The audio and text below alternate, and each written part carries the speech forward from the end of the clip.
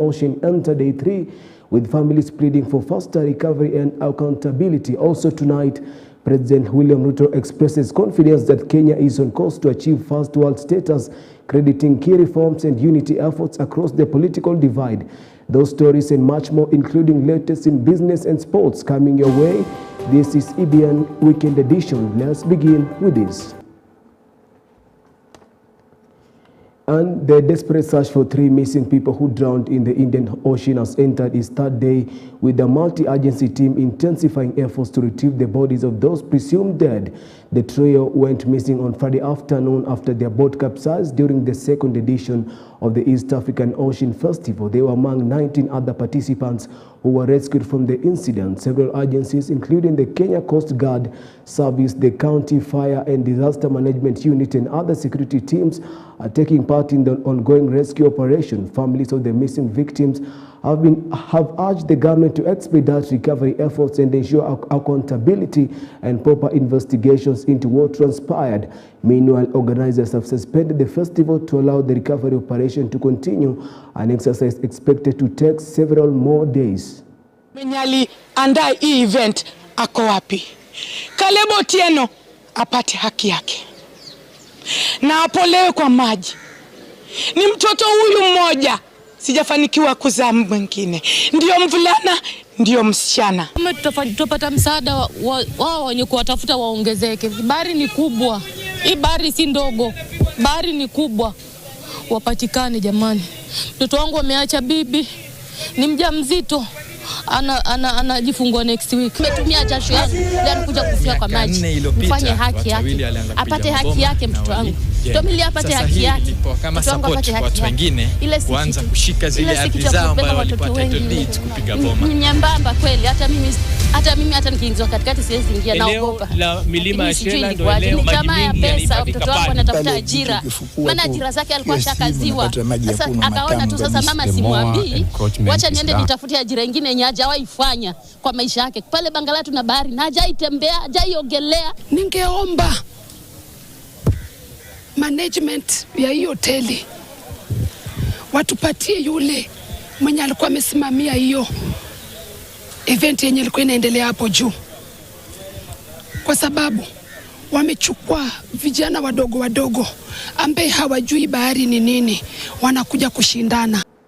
Moving on, President William Ruto has expressed confidence that Kenya will achieve first world status by the year 2055, attributing this optimism to the strategic decisions his administration has been making to steer the country's transformation. Speaking during a church service at AIC Ziwani in Nairobi, the president emphasized that his continued outreach to leaders across the political divide is aimed at fostering national unity and laying a strong foundation for rapid growth and sustainable development. Nimezungumza na viongozi wengi katika taifa letu la Kenya. Nimeongea na wabunge almost 80% of parliament, one-on-one, to explain to them how we are going to move this country from a third world country to a first world country. I have had a conversation with our former Prime Minister Raila Odinga on how we are going to move this country from a third world country to a first world country. I have engaged my brother, former President Uhuru Kenyatta, on how we are going to move this country from a third world country to a first world country.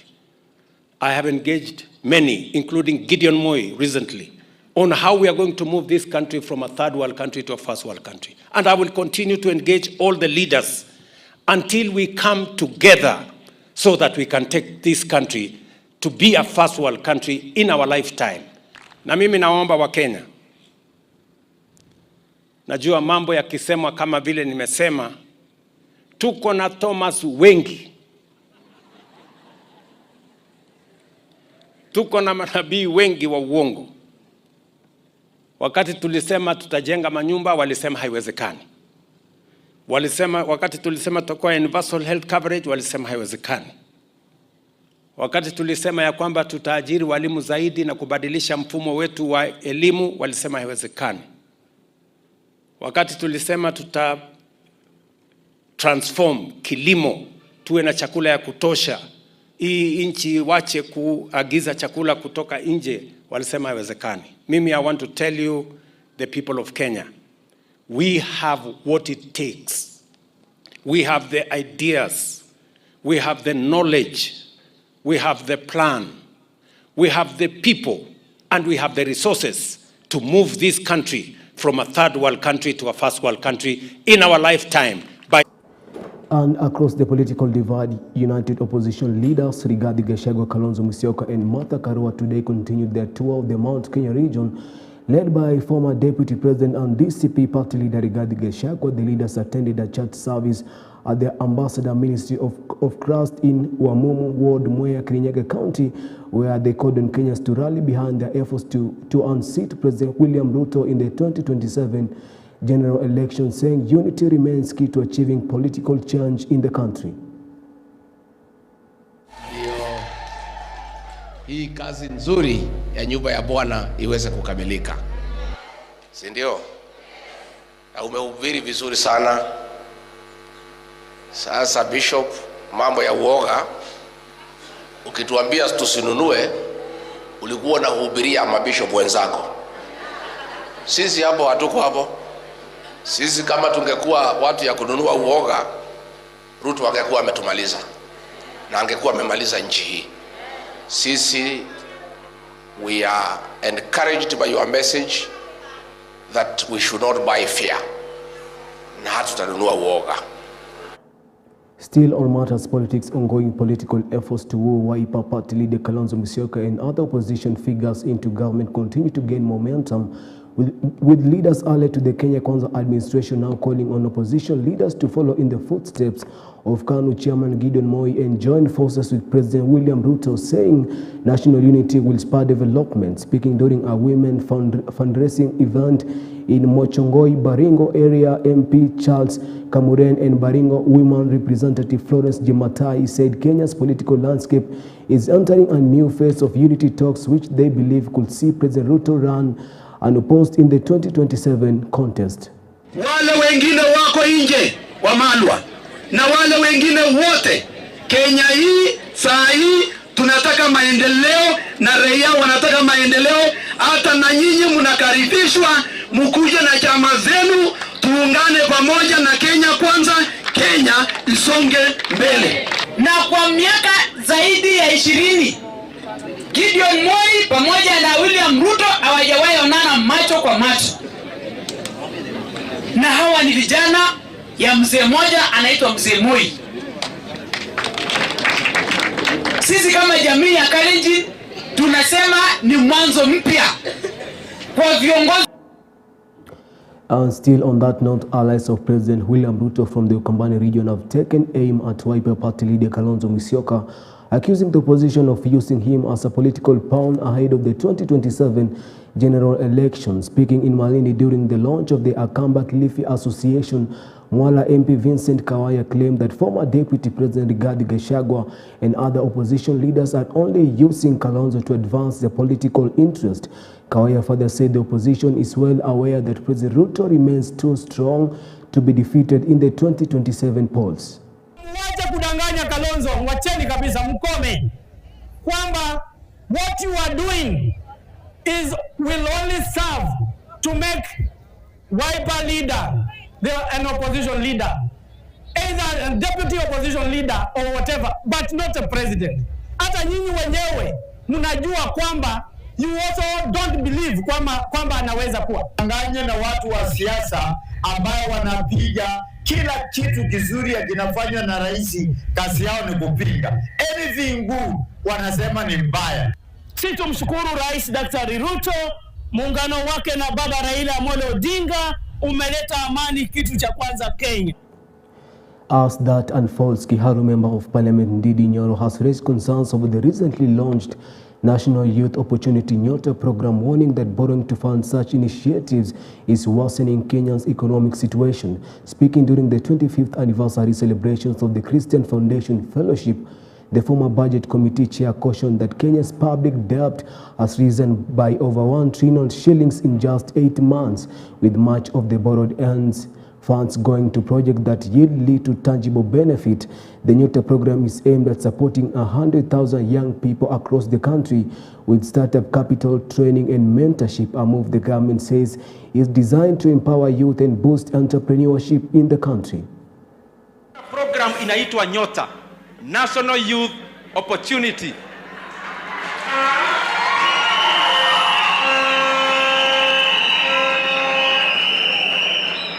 National Youth Opportunity Towards Advancement.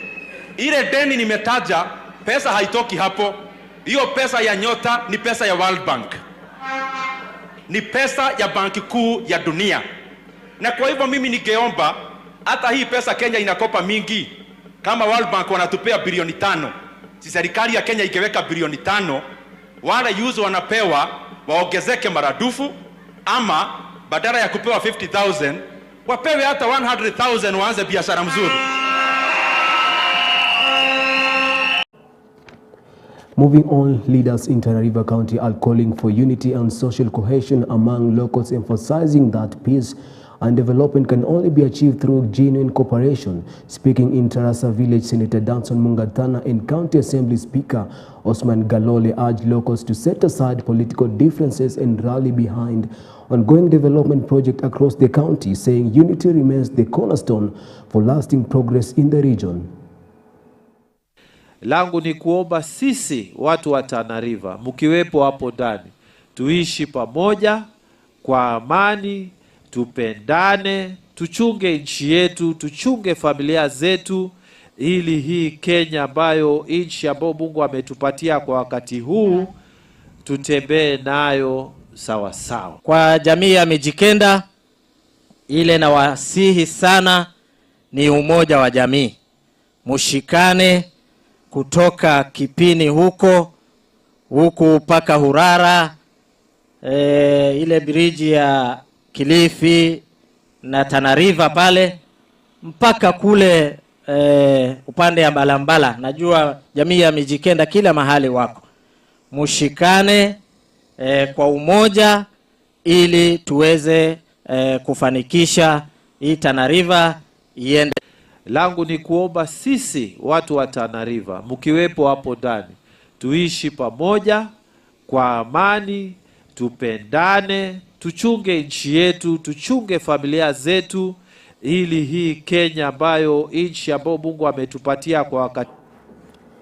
And the Principal Secretary for Public Service and Human Resource Development, Dr. Jan Imbunya, has voiced strong support for President William Ruto's administration, saying the impact of government development programs is already being felt across the country. Speaking during a public rally in Vihiga County, Dr. Imbunya urged residents to rally behind the president's development agenda, warning them against what she termed as empty rhetorics from opposition leaders. She said the government has implemented key programs aimed at improving the livelihoods of Kenyans, adding that progress is evident in various sectors. Dr. Imbunya also called on locals not to be swayed away by leaders who offer no tangible solution to the challenges facing the region.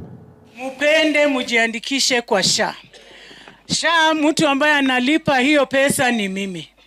President alinipatia 3 weeks ago 4.1 billion Kenya shillings. Nikalipa watu wa SHA. Lakini lazima ujiandikishe so that wewe unalipa hiyo kidogo, hiyo ingine kubwa mimi ndio ninakulipia. Mnasikia? Na hawezi kujua kama wewe unataka usaidizi unless uende kujiandikisha. A section of leaders from the lower eastern region are calling on the government to scrap all taxes imposed on police officers as part of the ongoing police reform agenda aimed at improving welfare and motivation in the service. Speaking during a Thanksgiving ceremony at Our Lady of Lords Cathedral in Machakos County, bringing together members of the security forces and their families, the leaders say the tax burden on officers is too heavy given their low income levels. According to Machakos Deputy Governor, the high taxes not only demoralize officers but could also affect the mental well-being, potentially leading to a decline in national security. The leaders now want National Treasury and Ministry of Interior to prioritize the welfare of police officers in the ongoing reform process. We need to equip them. It is very important so that also we take away a lot of depression, a lot of stress that is affecting many of them. Coupled by a lot of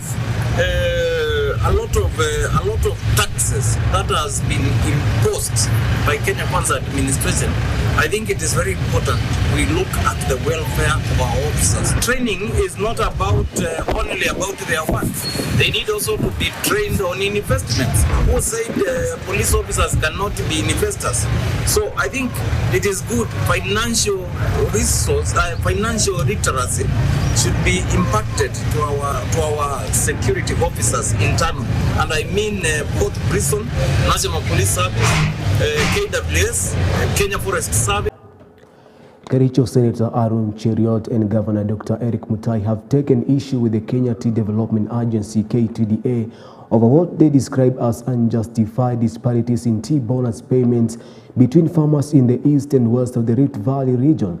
The leaders dismissed claims by KTDA that tea from the western region is of lower quality, urging the agency to review its payment formula to ensure fairness and equity. They further warned that continued discrimination could demoralize farmers and undermine the tea sector's contribution to Kenya's larger economy. I think it will be too much to ask that we set in the budget some fund ya kusaidia wakulima wa chai, ile ambayo tulikuwa tumeahidi katika kampeni yetu ilikuwa inaitwa guaranteed minimum return. Yani kuhakikisha mkulima wa chai wakati bei imeenda chini asiumie kama vile ameumia wakati huu. I want to register our pain on behalf of the farmers. The economy of this county is fed by tea. When tea collapses, children won't go to school. When the tea industry in Kericho collapses, the parents cannot even pay share. What happened in Bonazas was terrible, and we want to call upon.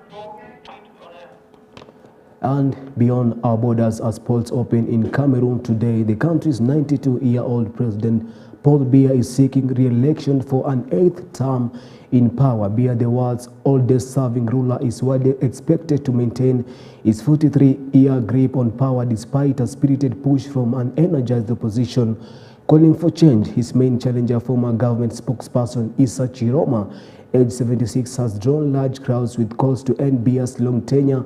Chiroma's bid has received endorsement from several opposition parties and civic groups.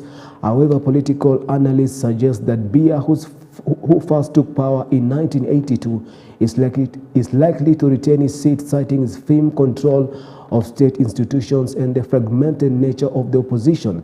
The long-time leader has faced frequent health challenges and is said to spend much of his time abroad, raising questions about his ability to govern effectively if re-elected once again.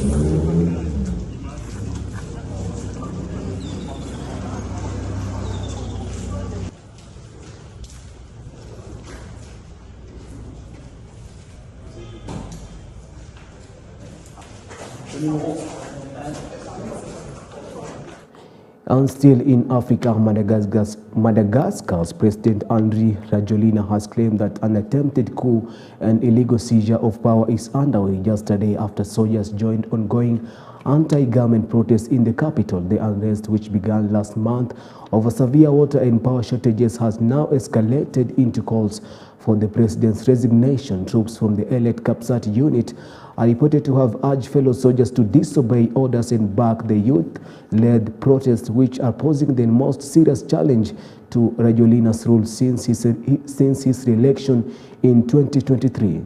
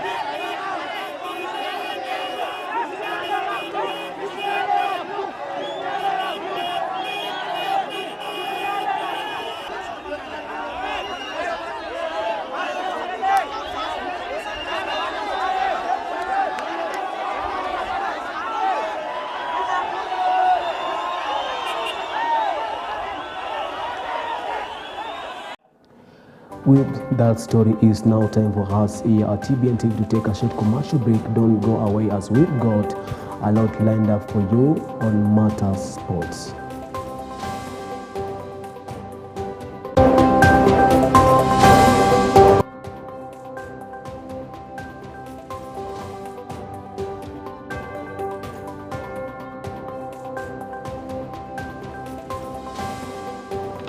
Welcome back to EBN TV Weekend Edition. Now it's time for us to get sporty.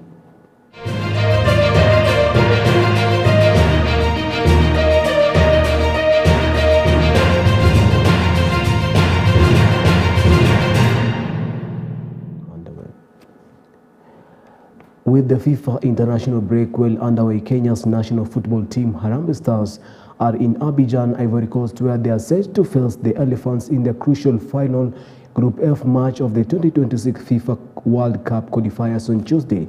Though Benny McCarthy's side are already out of contention for a World Cup slot, hosts Ivory Coast have everything to play for as they seek a win that would secure their direct ticket to the 2026 tournament, to be co-hosted by the United States, Mexico and Canada. Meanwhile, Gabon's head coach Terry Moyoma has thrown his weight behind Kenya, urging the Harambee Stars to upset the group leaders and keep Gabon's qualifications hopes alive. Coach Benny McCarthy remains optimistic his side can pull off a surprise against the African champions. Kenya currently sits third in Group F with 12 points after just 9 matches, while Ivory Coast lead the standings with 24 points, setting up a high-stakes encounter in Abidjan on Tuesday.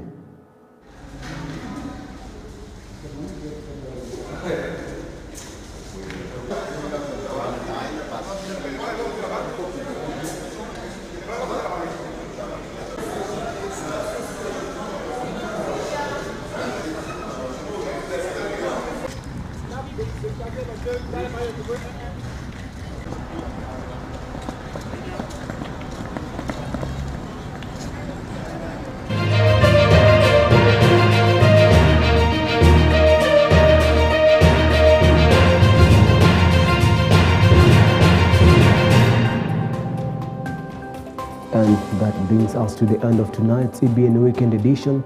On behalf of the entire EBN News team that made all this possible, led by my director, Mr. David Njue, and on camera, Mr. Alan Muna, my name is George Kayesi. Thank you for spending your evening with us.